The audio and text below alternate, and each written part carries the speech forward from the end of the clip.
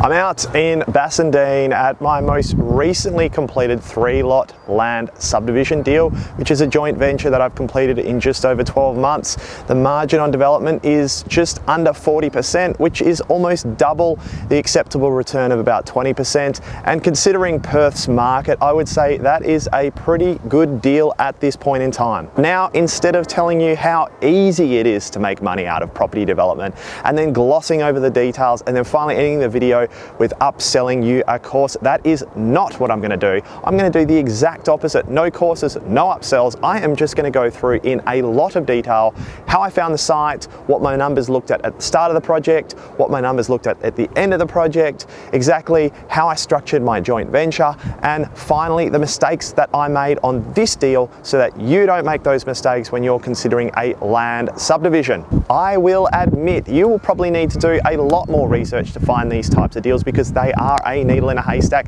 but at least at the end of this video you'll know how I found it, you know how I structured the joint venture, and ultimately if you came upon a deal similar to this, you should be able to do it once you have watched this video. So let's get into it. First things first is I look at properties that don't necessarily comply with straightforward subdivision under the R codes.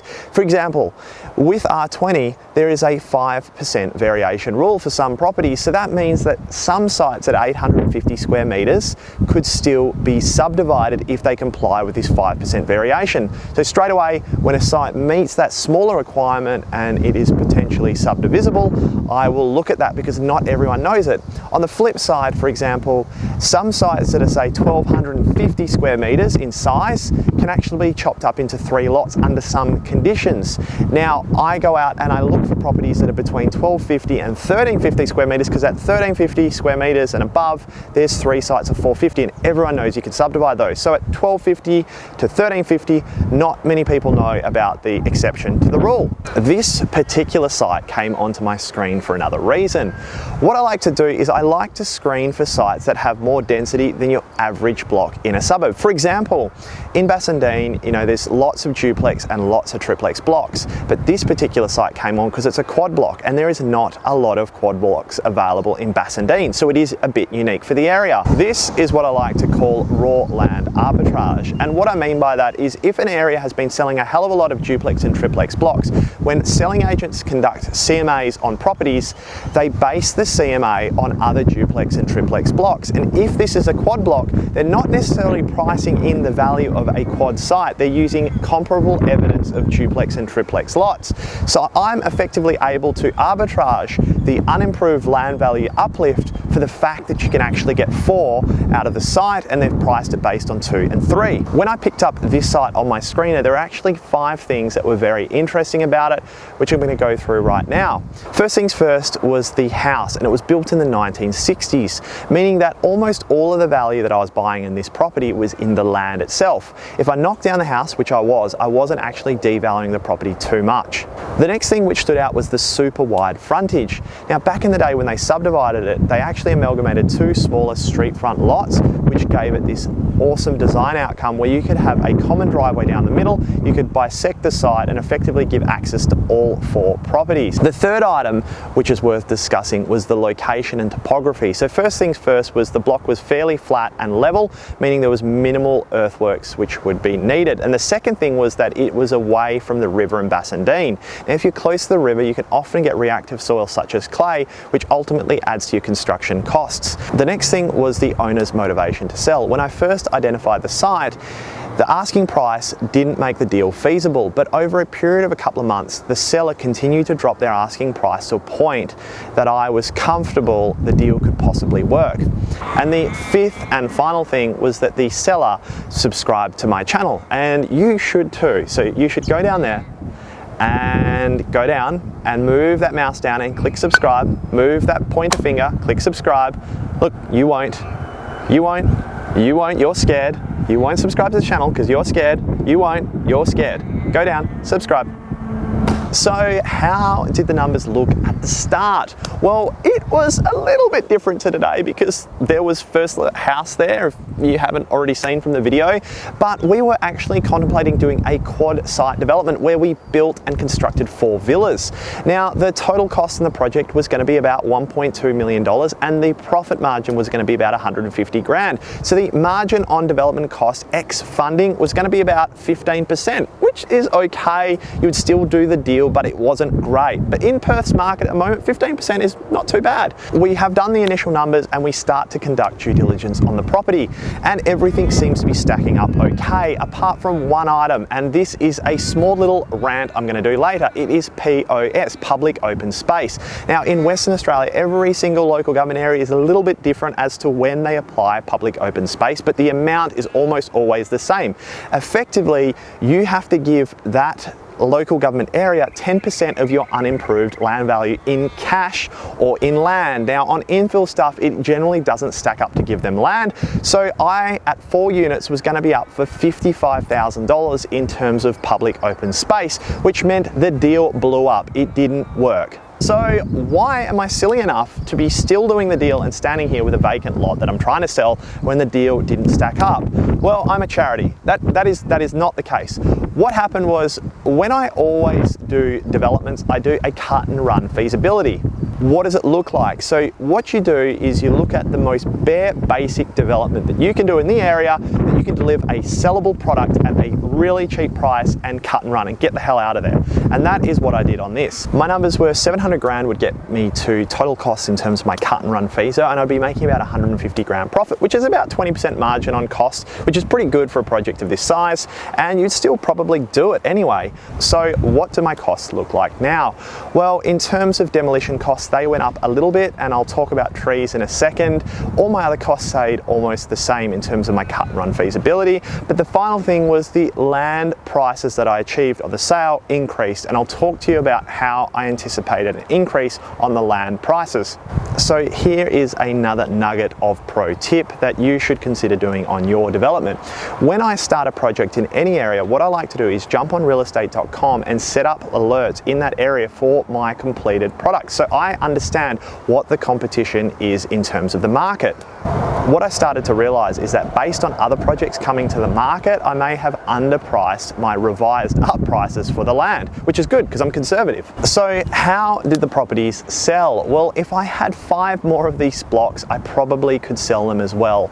They sold for $335 full ask, all 3 lots, but I did admit I had some help from the federal government and the state government. They did announce the home builder grant about a week before I brought these properties to market, so I got inundated with calls. Now, I could have increased the price a little bit, I could have done different things, and we probably did leave some money on the table, but ultimately they do still need to val up, and I did still need to bring a product to market that buyers wanted, and this is why I got so many phone calls. Instead of increasing the price on the properties, what I chose to do was sell the blocks myself, effectively saving about $10,000 to $12,000 in agents fees on each lot. So in terms of final numbers stack up, what did we end up with? Well, in terms of total revenue, we booked about $1,005,000 and our total costs were just over $700,000. So effectively there was $300,000 of profit, or about 40% margin on the deal, which is exceptional for a 12-month deal. This number excludes funding, which is what I always do on these small deals. If you're doing resi funding, you take off about 3% on your total costs. If you're doing commercial funding, it might be more. And if you're using private funding or a joint venture like me, it is totally up to negotiation. That is a great segue on how did I structure my joint venture. Well, the first thing that my joint venture partner did was subscribe to my channel. But in terms of profit splits, the way we did it was fairly simple. They got 60%, I got 40%. This is a little lighter than what I like to normally do. Normally it's 50-50 or 60-40 in my favor, but it was reversed this time, and I'll explain why. The first thing is they became the all-source funder. And what I mean by that is I didn't have to go to the bank to get a mortgage on the property. I didn't have to find cash to fund the development costs. They funded everything, so in return, I gave them a bit more of the profit. The risk that I brought to the deal was effectively I would source them the site, I would manage the project from start to completion, and because the sales cycle like it was going to be a bit easier for both of us to make a bit more profit, I ended up selling the blocks as well. Well, that was quick. There's already a house behind me. No, that's not the case. When filming my next video, I worked out I missed out a crucial part of info, which was how did I structure my joint venture?